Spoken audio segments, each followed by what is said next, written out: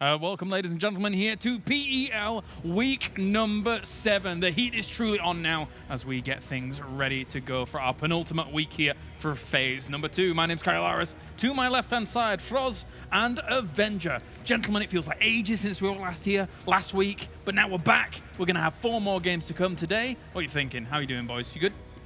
Always good, always good, always excited to be here.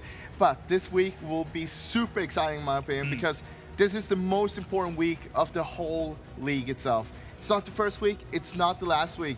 This is the week where you're setting yourself up for where you're gonna be for the last week. Yeah, because you can make sure you secure some spots and then you can determine whether you have to play safe or play more aggressive, or you can focus on some of the other teams, and I think that's actually going to happen. Yeah. I think some of the teams we're going to see here in this week do okay. Some of the bottom teams or the teams that are close to the 5th spot, I think they're going to be hunting down or denying some of the teams that are trying to get out of the relegation zone. It's also going to be what kind of mentality you're going to come into the last week, depending on your performance in this week. Yeah. So it's super important that you do so well this weekend. Oh, we could just see how ENCE played the last week, right?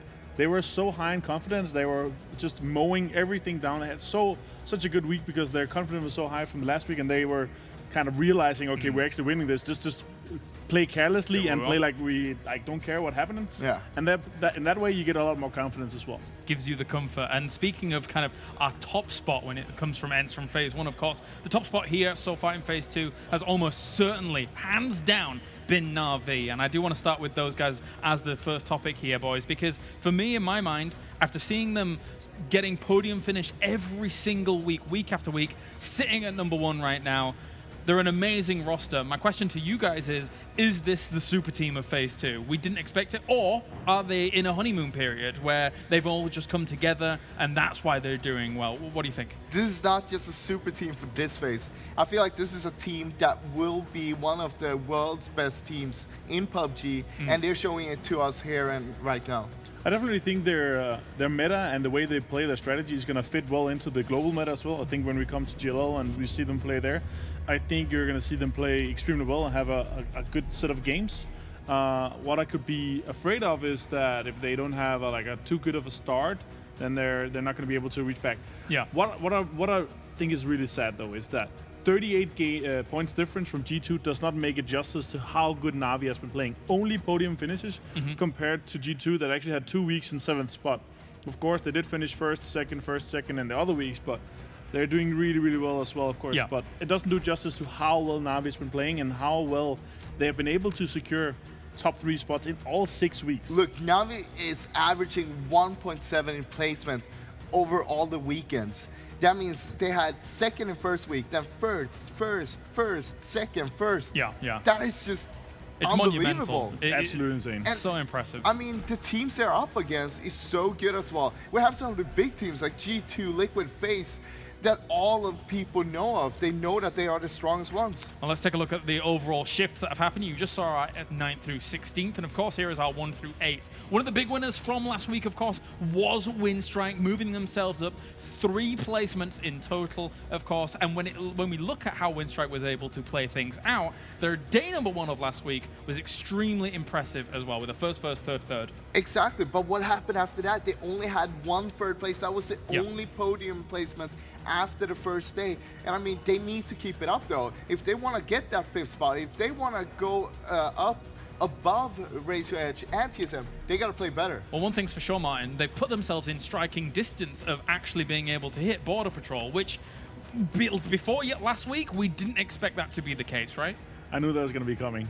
That one. You had to do it. You had to do it striking distance. I like it. But definitely, what I want to see from them, though, to make sure that they continue this and be within the striking distance to TSM, which is currently on the 5th spot, is that they need to be more aggressive in their late game. Their rotations are probably top 3 in the league right now. They have so good rotations. When they get a hard-tip circle, they're rotating extremely well and coming on the other side of the circle, making sure that they can get into the circle extremely well. But when they get late game, they are not executing well enough, in my opinion. We also got to take a look at the bottom of the standings, of course. With ENCE, M19, Reciprocity, just a few points from each other. Unity as well, actually. And they're all fighting for that 12th spot. The 12th spot which will secure them a spot in phase 3 and not go into relegation. And for Unity and Reciprocity, especially last week, it was actually kind of a big statement for them, finally to have some I guess, better placements on the board. Unity, I believe, was in 7th place. Reciprocity across the week was in 9th place. So extra little points to try and shift them out of those relegation spots. But it's going to be so hard for multiple of those teams to get out of relegation spots thanks to how the points have shaped up, right? Yeah, definitely. Like, there's not a team that is going to get the 11th place. That gap is too big. Sure. You're going to need to have 2 massive weeks to be able to get that. And I don't think any of these teams are capable of doing it. At least Not right from now. At least not from how they played the previous weeks. Yeah. And I don't think it's going to change up now.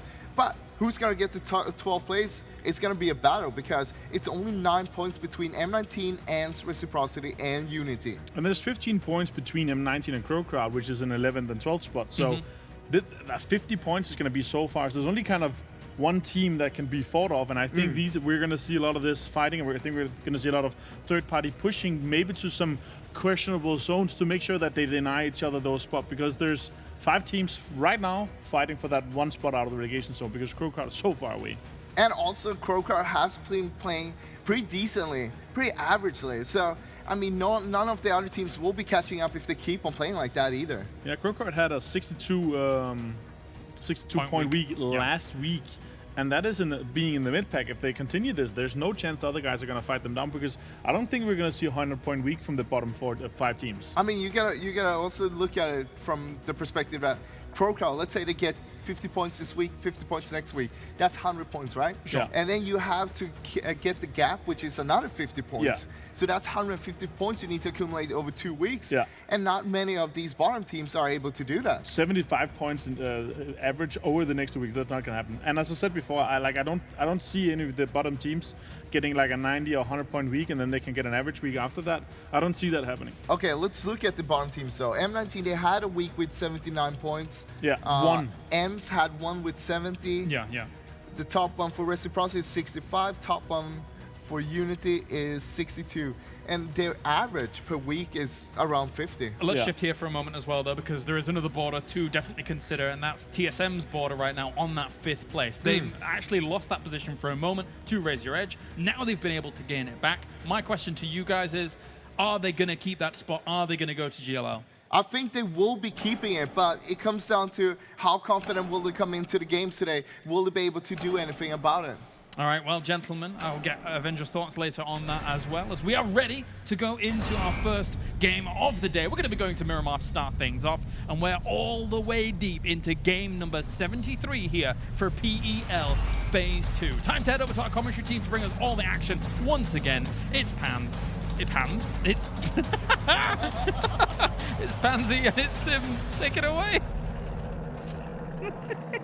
Did he say pants or pans? I hope it's pans. Just pans. Pantsy. I wanted to swear at you so badly then you. It's very rare. I've never sworn on air, but there was a real moment there where I was going to tell you to F off. Thank you for that. I'm sure chat will enjoy that one. We are into the first game. Match 73, if I'm not mistaken. So we are flying through the games now, as Froz was alluding to. It is going to be a big turning point. This kind of starts solidifying to a higher extent where teams currently reside. And yes, chat does enjoy Pantsy now. Thank you. You are right in the fact that when you're looking at this now, we're breaking on that borderline of the top 5. When we come into next week, for certain teams, it's going to be do or die. You're either going to relegation, you're making some money, or you're going to GLL. There will be no holds barred. Where you drop, if you want to hot drop somebody for the purpose, a true purpose of a real hot drop, in the fact that you want to take them out of the competition, you want to lower them down, give them a worse ranking than you. All cards are on the table next week. So for now, it's... This just kind of sets it up. Yeah, it's the calm before the storm. You get as many points as you can and play your game this week, because next week, it will be chaos. It's a simple fact of do or don't. For some teams, even step up or actually step out of the league. Yeah, and that's what I'm really looking at, is the kind of vitality, reciprocity, unity, and ENCE sort of situation. Yeet. Big yeet. That is a... That's a strong yeet right there. That's a rough start. We are too old to be saying the word yeet that much. I'm not that young. Winstrike is happy. Yeah, Winstrike's laughing. M19 super happy, and that's, if I'm not mistaken, M19 kind of sit in the situation of potentially gatekeeping as well. They're kind of higher of the bottom 4 slightly. They're, obviously they're not doing wonderfully. You're still on the lower end of the table. I'm sure you can just kind of solidify that. But for them, this is very good, and also puts a little bit more pressure towards those lower tier teams, the ones who aren't quite having those same results. Reciprocity have stepped up a little bit. I think that's hard to ignore. They've certainly been putting up some more numbers on the board after that kind of scuffle at the start. And for the others, though, this is a rough one. ENCE, far out east. Vitality kind of sit a little closer to Circle, but they're close to Unity. So those two suffer the same fate. And yeah, we'll see what can happen with this. And if you can see, we do have NIP back to full lineup. So NBS is back with us after having the old, I think it's the old appendix out. So he's, I believe so, from reading Twitter. No, if I'm not mistaken. Good to see he's back with us. I mean, I've not had an operation of that level before, but it seems like a quick turnaround. Yeah, I mean, I had my gallbladder removed. I think then about a week. casting a major. Yeah, Nah, that why really not? hurt, to be fair. I'm not going to lie to you, I was in a little bit of pain. Thank Just, God for those pain meds. Really quickly to touch on that bottom four and how it's kind of standing. Yeah, talk me through it. The bottom four do go down to relegation. We're going to have 12 teams coming up from contenders who can take a challenge against them. It's actually quite significant for me. It might not seem a lot on paper, but 368 is the 6th place, if I'm not mistaken, which is going to be CrowCrowd. But even for that bottom four, just to get out of it, it's only a 2-point throw. I mean, above them, we're looking at M19, who's there with 318, and then it drops down to ENCE in 316. Yeah, so it's 2 not points separate huge them leaps. than having to potentially, and there is a potential because we don't know what's going to happen, potentially being out of the league. Which would be wild to think your Phase 1 champions are in with a stone's throw of not making Phase 3. That's insane. Especially when you look at the talent that's on that roster. It's insane, isn't it? It's I crazy. can't begin to think what's been going wrong. I'm sure the desk, I hope at some point they can put their resources together and really kind of finally go through all the issues they've been having and what can happen. And I'm now aware the map stream is down, so I'll relay that to the production guys, and I'm sure they'll work on that, so thank you for letting us know. I know you guys are very much big fans of having all the information, so I will do my best to help you guys out. No promises. Now, it looks like we have the first couple of teams trying to find their way. Unity already on the move, certainly one of the teams we are looking at. And yes, it is only a couple of points difference to get up out of that lower tier position, but these teams aren't racking up the points. That's why they're down there. So even if it is a tiny amount, those small steps do seem quite large to some of the teams, whereas you'll see some of the top tier teams racking up those points to be able to get out of the top four in a game alone. Like if you looked at the amount of points FaZe were able to accrue literally through 1 day's worth of play was massive. So we'll see if any of them can maybe muster something up, pull something out of the bag, but at the moment the rotation route past San Martin is pretty hectic. We have 1, 2, 3, 4, maybe 5 teams heading that way, and I do see 2 of the ones we're going to be keeping our eye on, especially Unity and Vitality taking that route. So Vitality's certainly been able to put the points. I mean, Shadow's been getting kills here and there. This guy's got some real power to him, but it has to be more consistent now. With Vitality, you kind of seen the same scenario with the Knights. With certain games, it feels like they're broken and their communication just isn't there. I think when you come to this point, you have to look at your IGL and say, okay, who's making the calls here? Who's been the assertive one to make a point that we all do the same thing? And we do as is told, because there are times where players get a bit greedy, they get a bit overzealous, they go off willy-nilly. We actually saw it from Bestalotch in Phase number 1. Navi, I think this roster really complements one another because someone like Bestalotch is allowed to do whatever he wants with his team complementing that and playing off the back of that. For some of these other rosters, they're playing an individual solo game sometimes. You'll just see them wander off. Okay, they have the right mindset, and they may even have the skill to follow up and produce that what you'd expect from a solo player. But when the team's not a full cohesive unit, working together, the communication, the rotation, it all just falls apart. Teams start to lose individual players, and then the whole wall just comes down brick by brick, and then that's where you find yourself down in the relegation zone. Yeah, no, it definitely can happen. I'm sure end of season, whenever that roster change, lock comes up, you'll start seeing those issues they've had throughout the season try and be resolved with either player changes or just complete switch-ups in approach.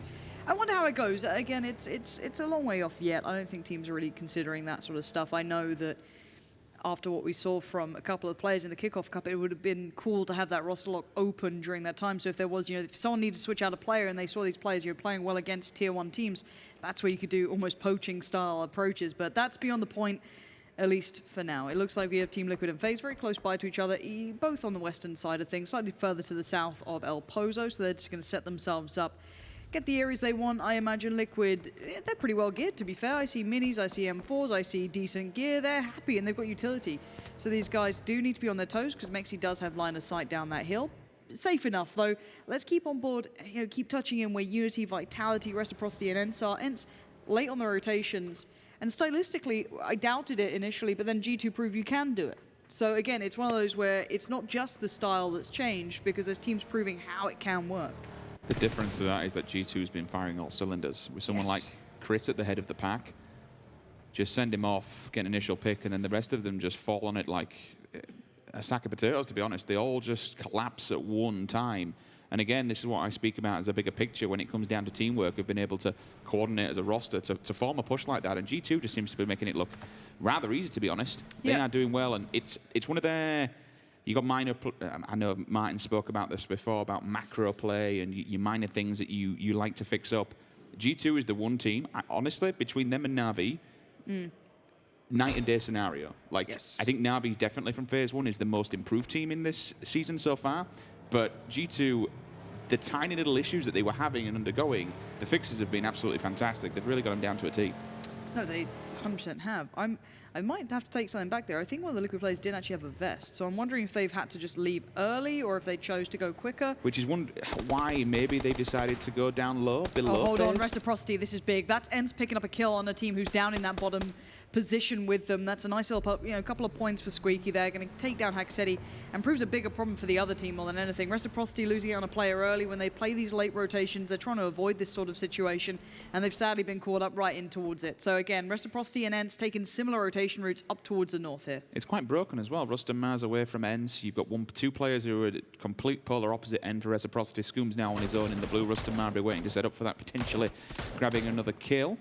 Teamy does have eyes on the prize towards Vitality, so Kramer's forced to just disengage from this and get the hell out. Vehicle smoking, it's been tanked upon arrival. Going back to Liquid's play, the reason they've gone there might be a significance factor of what the gear is. There's only one reason why. Okay, well that's a very northerly northern swing. shift. Yeah, we don't see it up there that often. No, we've pulled it away from the rock side, which is good. Gives Liquid a bit of a rebound, to be honest with you. They can bounce off of this one and make the entrance point somewhere around Trailer Park, or even go higher up, spin it round onto covered area if they really want to. But you would have expected the reason they're on the polar opposite side of the road to FaZe is to maybe go for kills, maybe catch Kemper's people. Dead in the water. Look at that. In progression. Car left him. D8 claiming that. Not too bad for them. They're happy with that little pickup. Uh-oh. And there's the response. Rafi going to find Rustamar. That's a good kill, because Rustamar was the one who was waiting, the scout, trying to follow up for the rest of ENCE and maybe call through to who else we're going to be going down this road. So for Reciprocity to pick that up, one, gives them a point, two, it's a little bit of a revenge, but more importantly, it now clears the entry point across this road. It does slightly even things out, though. No one's really gained. If both of these teams just kind of beat each other up, and Squeaky...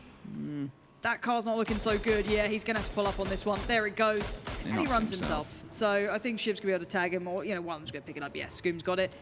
But again, with these two scrapping, it's that mutually assured destruction. If they, get the kills here and there, they both get the same sort of points coming out of the back of it, and they both end up dying well without being able to get those placement points. Is it worth it? Hindsight's a wonderful thing, and being in the casting position when we can see the map and everything else, it's easy for us to sit here and say ifs and buts, but Rustamar were on that road watching that. That's what he was there for. He was the leader of the pack to give that communication where Reciprocity was moving from. He's been killed on the road. They know he's there. Rex continued onwards, but ENCE have still followed up to try and go for the road, whether or not he was getting a bit greedy and maybe getting ahead of them to try and pick up some kills in a response to Reciprocity. That's a different question altogether, and they may have just got there faster. But certainly to follow it through on your own like that and die, it's it's a bit unfortunate, it's a bit doubtful, but nevertheless, we will continue onwards and move across to Brexco. SLR 8 times on the back. Does have eyes on all the players that are down low. TSM in the bunker in the distance. You can see that they're hunkering that one down. TSM have actually gone for a really wide split, 2-1-1.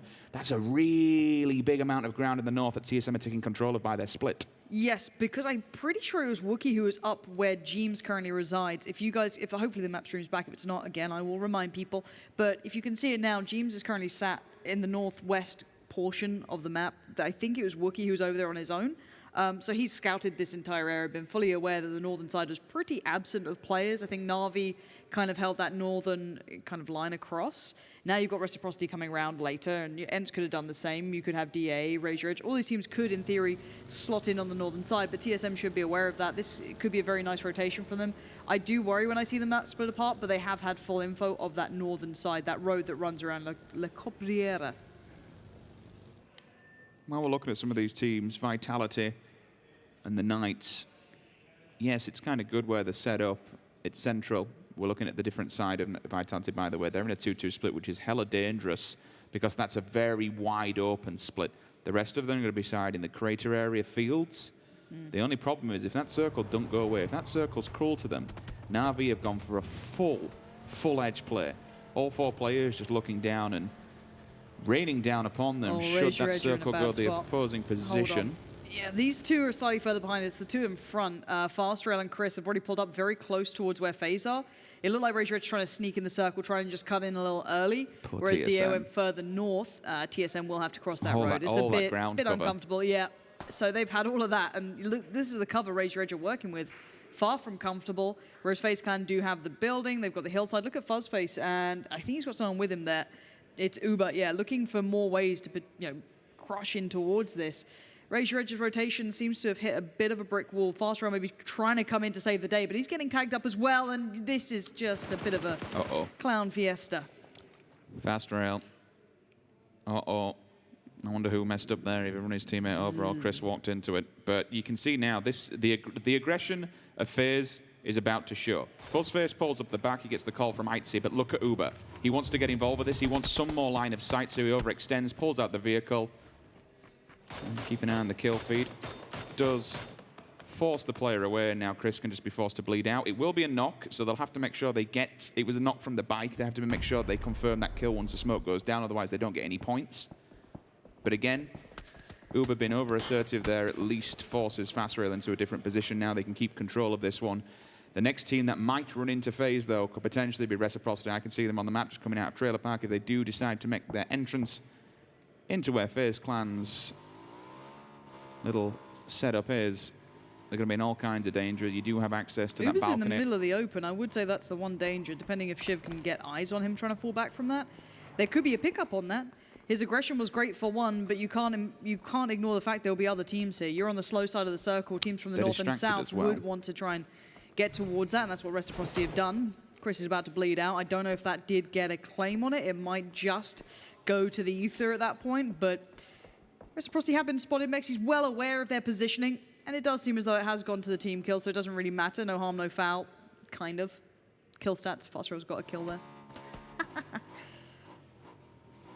The vehicle here might have been, unless Shiv's already been spotted, it may have been beneficial for them not to turn upon that bike and not give up the game.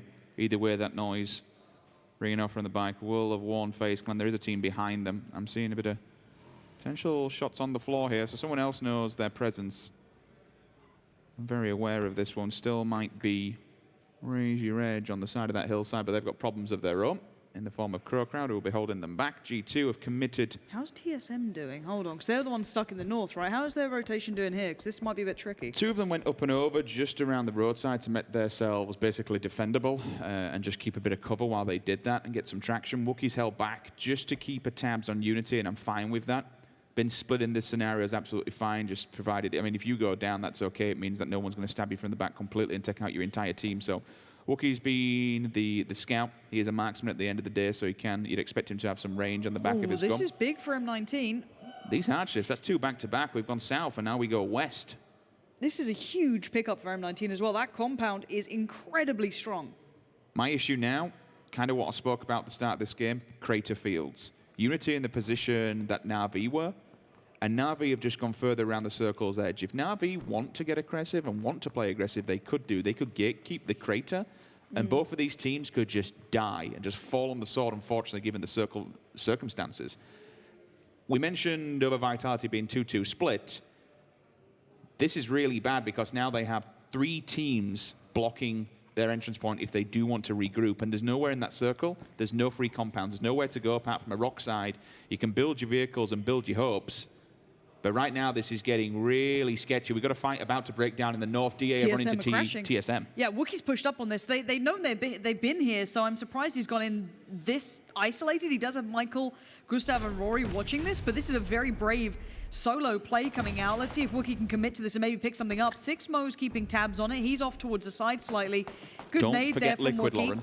No, but Liquid should be being held back by Michael or Rory. They should be keeping an eye on that. That will be a mistake if they do not keep a little bit of a mindful eye on it. Now, The nades are going in. Sure, DA have managed to at least stay alive for now. Best Lodge catching off one of the Unity players is not ideal for Unity. I think Rory's just got a bit of contact with Liquid, so they might have to be on their best behavior here, because now they're getting engaged on from two sides. Gustav's down. There's been an overextension. TSM tried to take one fight without kind of being aware that there's going to be a follow-up. And I've got to say, Gustav joined Wookie a little late here. Nice nade towards a beautiful death, but Gustav's out on an island. I don't see a revive. DA are using the low ground. Good spray control on the first. He's lost it on the last part of the spray. 6 more on the punish, and now DA can turn this around. If you're TSM, you have to commit to one of these two fights. You either had to fall away, focus on Liquid, or full-on commit towards DA. They chose DA and they've lost it. This is going bad, and it's getting even worse. Now the Knights aren't far from it either.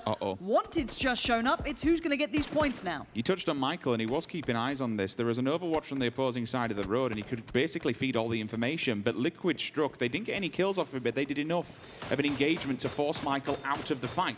The information then comes on the people that are up close and personal within the engagement.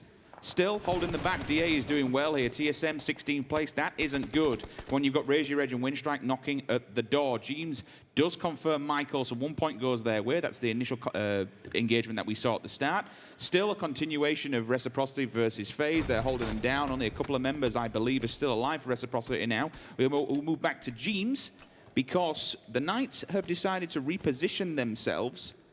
They just need to be aware of Unity. Now, they move from the edge of the creative field. They forced their way back, but they've been basically flooded to the north because of Navi's presence. Yeah, and again, let's look at the bigger picture here as well. Seeing TSM go down bodes well for the likes of Raise Your Edge, anyone in that middle pack trying to get a little bit higher. Now, Raise Your Edge, if they can get a placement point, that'd be good. They're making a risky move right now. I see them crashing towards M19. I think there's a compound opposite, but Team Liquid have just completely put the Knight under the kibosh. You can see Reels is still alive, but I think he's the last one standing. He's in the blue, trying to run in. He's either got DA, Team Liquid, Unity. About everyone could just turn and look his way. And this blue's going to start really chunking down. Circle going to keep a couple of players in it. It looks like that's still pretty favorable towards M19 and FaZe. And I think Reels knows he's done for. Down to just bandages. Going to just bow out at this point. There goes the Knights. Deny any further points to anyone else. Fair play. Mikas crawling away. I don't think the rest of the Finns know his presence hiding behind this Unity vehicle are in a bit here, of a pinch assume. as well. Hold on. They are, and I think that becomes off the back of Vitality have somehow been allowed out of the creative fields. But as soon as I say that, Liquid decide it's time to strike, and maybe they force this engagement now. They're just going to punish both of these rosters while they clamber against one another. That's the crazy part. It's not Unity engaging Vitality, nor is it Navi. It's Liquid. They're a team over. We're watching ENCE trying to stay alive. That's Mikas gone. ENCE have gone down. Big loss for them again. They need points. They need placements, and Liquid showing them how to get those points on the board. Look at that. 5 kills already. In a good position. Gonna get pressure though. DA have the high ground. They could third party. Now the problem is they've got Navi knocking on the door. They see those kills, those potential points as well. Vitality trying to do what they can. They've managed to catch off Tizerin at the very least. But Iroh, this is the vision we were worried about, but there is the answer. This will humble them. This will slow them down. You can't just keep doing this. Mert's call off Samty. That's a big pickup. And Team Liquid are in the low ground. James needs to try and turn this situation around. Spin it on his head because Mert's being way too aggressive. He's over peaking. James wants to punish that, and that's his plan. If Sixmo, if Mert aren't aware, there's going to be a big danger lurking just down below here. Tunnel vision is something that punishes teams more than themselves. Unity have just gone down as well. The fact that Liquid kept James at the back line to keep a track on what was going on I don't think he knows here. where Mert is, though. No, and that's the problem. But now Mert will have that information from the gunfire. And look at this instantly. It's okay. I've done my task. We've given them a bit of a nuisance. Pull back, and that's what they're doing. Mert will now waste all the grenades, and that's basically just... Oh, James has come back at the wrong time. That might catch him. Now, talking of wrong time, they've been focused on this northern fight between DA, Vitality, Unity. Cool, that's fine, but Navi have now got into prime position. Navi have moved up, and they can spot out just about everyone. They can see that entire valley that runs through, so... There's going to be more than just DA to worry about for Liquid. They have Navi waiting not far off. Nades are coming out, and Team Liquid know there's a player here, but how much information do they have? The bit of respite that may come off the back of that is that NIP will be slowly getting pressured. In fact, it's not even pressure, really. It's just trying to find somewhere that's stable to set up shop. Maybe they throw their grenades toward Navi. Maybe they relieve that pressure from Team Liquid. DA still had the height advantage. They no longer have the circle advantage for the simple fact that James on Liquid was allowed to overpeak, but now he can't do it. Have a look at what Mexi's up to. Just have a little peek. Look where the rest of FaZe are, and have a look at him. That is some big It's a BDP, to call it that. It's pushing out your own. He's got such a great step towards the circle. He can But it's complement the worked, other right? positions. Correct. If he goes down short, it should be traded on, and the effective ability he's going to give is huge. Away we go. We'll come back to that in a second. Now, let's look at the fight. Gemty engaging towards Navi. He oversteps a double peek. Navi control. They got Senya back on his feet, and now it looks like Liquid are being locked down. You can see that's a mile off. You can see it happening. As soon as that positioning came out from Navi, you knew Liquid were going to be in trouble. They've lost out on 2 of their players, and now they still have DA knocking on the door. It's not gone particularly well for them. They may have picked just one too many fights there, trying to fight fights on all fronts, which allowed Navi to get ahead of the game. Now they find themselves boxed in. Navi one side, DA above. G2 have actually gone down. I have no idea how, but they're dead. Wanderer finds him with a MAC-14. They were out in the east. I don't know which way they kind of went on that, but they were one of the teams in that eastern split over by Crater Fields, if I'm not mistaken. Looking at this, CrowCrowd's still alive, but I don't know what they're left with. It might just be set, and the blue is very close by. Razor Edge still holding on. Vitality have gone down. Again, you can see that bottom pack. Not ideal, and Vitality is just out of it. So again, this is seemingly a constant issue, them going down in these earlier circles. It's not easy to stay alive, but you can see why they are down in that 13th place. Set tries to step forward, and he has been eliminated. M19, big game for them. The positioning is paramount. They hold the south. A doozy for Navi will move close to the center of the circle, try and give his men a bit of ground to move off the back of should they have to. Right now, they could disengage from Liquid if they want to and just leave them to DA's wits. The DA will have to come down eventually and fight them on all the front. Mexi still disengaged from the rest of FaZe Clan. Might get the information from ENCE, who does spot out Sixmo upside of the hill. All the way to the polar opposite end of the circle. M19 still in. They have the compound. For how long, I do not know. This engagement's risky, Rich. They don't have the full squad here. Aduzi's not there. Bestwatch is trying to get there as quick as he can. I think they've noticed the steps. They've heard enough. They've got the engagement. Oh, that nade could have been big, but Bestwatch did pull up at the right time. He was slightly further back, kind of in between Aduzi and the rest of the 3-man squad. But that could have been way more dangerous, but they keep control of it. The heals come out. Only bandages for Jeems. Far from perfect, and he isn't in the circle yet. He'll have to step forward. Menox going down again isn't ideal. It looks like M19 are trying to spread out here. They've got a bit of a crash towards Menox. No, excuse me, Sigsy.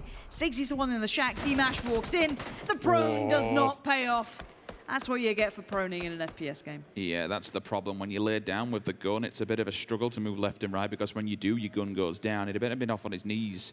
Didn't have to lay down there, especially if you want maneuver. Oh my, what? Jeems just jumps up at the right time, and Mert gets absolutely battered. Back on the floor he goes. That's rather unfortunate, because DA have lost Sixmo too. He's bleeding by the wayside. Jeems could continue here and maybe be a problem for DA and halt their tracks any further into the circle. He really should have won that fight, to be honest. I'm surprised James got away with it, but he does nevertheless. Navi still going strong, and Aduzi's reposition has paid off dividends because they're inside the circle. God, that circle's Their still movement so good. is just disgustingly good. They get ahead of so many teams. It's like they're just reading what the next step is before any teams are allowed to do it. I'm wondering what FaZe do here. For me, I think them having Mexi over the road, joined by 80, is good. They can try and slot in on the northern sort of position, because you can't play that other side. Yeah, the west is dead. There's really nowhere to go. There's one Speaking shack of there, dead, and there goes Jeems. D-Mash is inside of it. The Yep. only way to play this is take it uphill, but the problem is you've got DA who could strike at any time, maybe split FaZe up because they are in a 2-1-1. Their biggest problem is they're going to head-to-head and toe-to-toe versus Navi. Yeah, Navi are taking a lot of fights, so their gear can't be great. Bestwatch has been knocked again. Iroh in a beautiful death, forced to fight in this. They're out in the blue. It looks like FaZe are moving across. Yeah, they're going to commit to the east. It's not a bad shout. That's the brilliance of having Mexi there. It gave you that option. That's why I was so hyped about it when I saw it. Really nice approach, very smart play, but beyond that, though, the troubles don't end there. FaZe probably in a better spot than Navi in the essence of, I think they've just had to play it knocked. I think they've kind of had a lot of fights going on. Senya, Pokemolodoy, Aduzi, still very much alive, still very much in the circle. But look at D-Mash. Look at M19 starting to get confident, putting players out here and there. D-Mash took over that hut. Now he's going to sit at the foot of the hill. It's really good information play. They're all vying for the pickup of points towards DA. DA look like a very tasty morsel here. Smoke's going to go down. I think that's the last one they have. Out in the open, they've got to make the push. Navi on the other side. FaZe up the hill. It's 80 to find it. That will give away the game. Now Navi know they are not alone. DA gets smashed. Uber got turned on, though. So there's still a bit of a threat here. IT, go careful. As soon as you go over that edge, you're going to have all of Navi looking at your head, unfortunately. The grenades, they begin to fall. Push it, sweep it, clean it. That's what FaZe plan Oh, a doozy! was. You animal! That's so sick! But the problem is, with this plan, it worked for now. They got rid of DA, but in doing so, they've lost all of their manpower. They've lost all their maneuverability because they're up against the circle. And look at what's happened in the meantime. M19 have been proactive. They've left that compound, they push forward, they've swept as they've gone, and it's smart, it's good play. D-Mash is right behind him, does get tagged up, but he might take someone with him. No, Fuzzface outdoes him. Commits to the spray and pulls it off. Impressive from Fuzzface. But M19, have they spread themselves too thin here? The Wanderers by D-Mash, and you've got Constantine, an elite player, on the flank, right behind them. This is going to be huge. This will really help them out. By M19 pushing onto Navi, this gives FaZe a chance to push on the knock that they've actually got and maybe take down M19 from the backlines. They're split up in a 2-2. I don't think they know this, This is really difficult for M19. They've got the most feet on the ground, but everything they've got is completely separated. Their manpower. This could be the confirmation onto Mexi. The grenade's up and see if it's good. It's not. Okay, Rich, look at this positioning, though. They may be split up, but they have the line. They hold the circle. They have this Rich line. If anyone peeks over, tries to move forward, they have to fight in towards it. No helmet. ENCE goes down. Big pick up for Wanderer. He's having a game. 6 kills. Can he make it 7? 23 HP against Fuzzface. I'm not feeling his chances. There's still danger, but Fuzzface goes out of it. M19, proactive and dangerous. It's down to them against Navi. This is a big play from M19. 10 kills as well. And I don't see Navi fighting out of this one. 2 players remain. Elite player Constantine holding this back. Pokemordoy does have a lovely gun to work with. No heals really, just a couple of bandages here and there. Clearly not in the ideal spot. And again, they found some room in the south, but I do not see a way out of it unless they find Constantine right about now. Still trying. They're playing off the back foot, but they're all silhouetting. All he needs to do is land one of these helmets. Has been knocked. He just banged them 2 for 2. Okay, he had the level 3 on, so he doesn't go down, but the health is a big problem now for Senya. Oh my god, is Pokemordoy going off here? There's 2 players currently alive. D-Mash should get revived. Now it's 3. I don't think he can pick up Senya here, really, and I think he knows that. 3 seconds until the blue moves. He can kind of gatekeep him out of this in theory. I don't know if he can pull it off, though. Incredible player. How much can he do? Elite player's going to take up the mantle that Constantine had. Is he going for the revive? He can hold this low ground. He holds a bit of a center swing here. Oh my god, the timing, Richard. It's perfect. He might be able to get it. D-Mash has spotted him. Can he get the points in time? He gets the spray, but he can't hold it down. M19. What a game from them. Yes, it was scary. Yes, it almost felt like it fell apart at the end. But they pulled through with an incredible amount of kills, incredible positioning, and what a statement for those teams at the bottom. It's always difficult to take a fight, especially when your resources are split so evenly between 2 different sides. The FaZe Clan in the north, Navi in the east. They're taking 4 players to the final circle, pays dividends at M19, and they come out on top with taking no casualties whatsoever. Fair amount of kills to boot as well, so a big GG for M19. This is much needed points. Yeah, it certainly is. For them, that should be huge. That is a huge step up. It takes some of the pressure away that was certainly building in that lower side of things. Remember, this was one of those days where you're looking at Vitality, Reciprocity, Unity, and ENCE.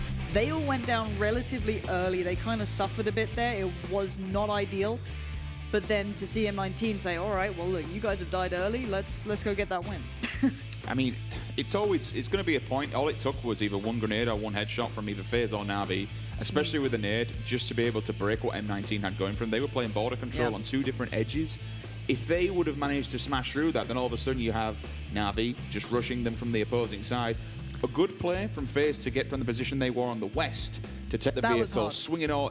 It's always going to be a hard play because you don't know what else is going to be over that hill. Unfortunately for them, M19 came from behind, but to take that swing all the way down south and then force themselves into that fight, because if you remember, they took the little shack from Sigsy. They could have played